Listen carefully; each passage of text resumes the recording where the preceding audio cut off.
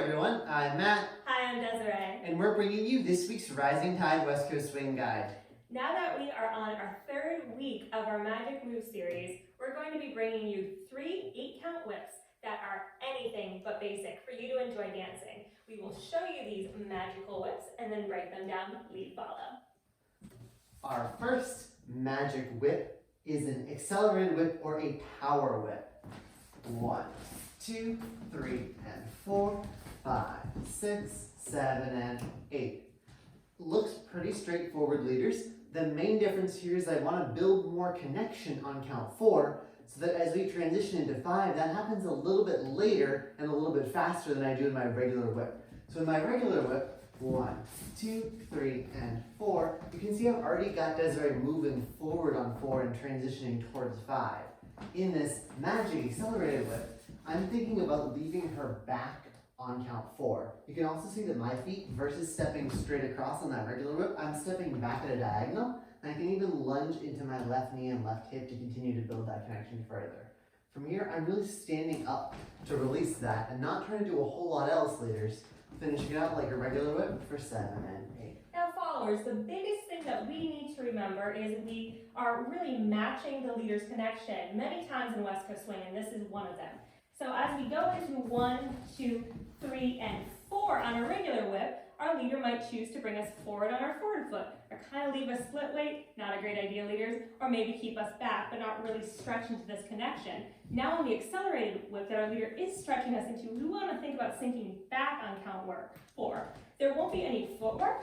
Changes 1, 2, 3, and 4. We're really just stretching back. And then the and 5 is where we come around in an accelerated way.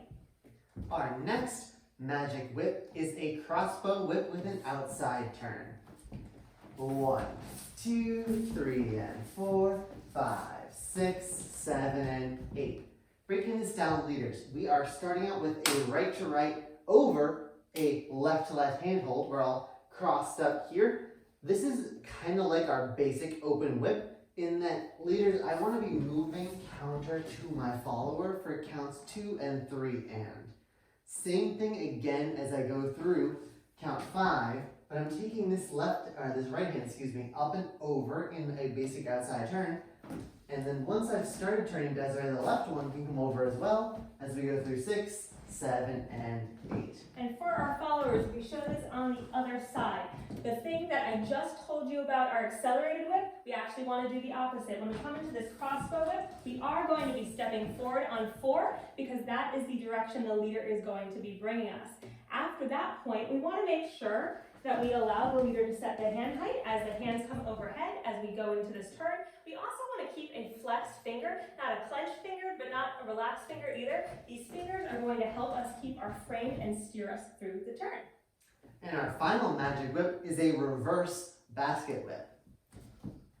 1, 2, 3, and 4, 5, 6, 7, and 8. With an option into closed. Yes. Showing that whole thing. 1, 2, 3, and 4, 5, 6, finishing in closed. Now, the start of this, leaders, or rather the footwork, is exactly the same as a regular whip or a regular basket whip. The first change you'll notice is that entrance. So I'm asking right away for Desiree's left hand in an inside turn position. You can see that because my fingers are pointing downwards. As that's happening, my left hand here is leading that rotation like we have in our normal whip. So I've already started Desiree rotating. Once I've picked up her left hand in my right, this can continue the rotation. I want to make sure as I finish this turn, leaders, that I'm getting these hands to the normal basket position of shoulder and hip. It's very easy with this rotation to let the hands get stuck in the middle here or the dead zone. We want to have them stuck on the structure points of our followers. One note on that, the actual basket whip position is actually reverse of this, so make sure that your hands are reverse of the actual basket whip position. Yeah. From here, once we have sent our followers backwards, I can release my right hand and let it trail across my followers back to the shoulder blade as I move with them for 6, 7, and 8. Yes, and for our followers here, we want to keep in mind, just in case you're maybe practicing solo followers or otherwise want to practice your footwork, that it is a regular whip entrance.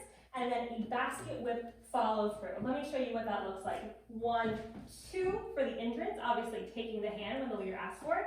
From here, we're going to keep rotating right though for a 3 and 4 that will look and feel like a basket whip, and follow that through with a 5, 6, 7, and 8 to anchor. Only other tip I will offer for you followers is that it's really up to you to keep your linearity, to remember that you're dancing a spot on this pattern. So, if Matt leaves this pattern, I leave it up to him to address the slot. This could be very rounded, very awkward, very oblong. I need to do my job to say, I am dancing on the slot. I'm going to really get into these connection points so that we can see that nice linearity. Showing all 3 patterns one final time. 1, 2, 3, and 4, 5, 6, 7, and 8. 1, 2, 3, and 4, 5, 6, 7, and 8. 1, 2, 3, and 4, 5, 6, 7, and 8. There you go. That was your guide. Thank you everyone for tuning in. If you like this video, be sure to give it a thumbs up. Subscribe to our YouTube channel, like our Facebook page, and check out our website and online store linked in the description. Bye.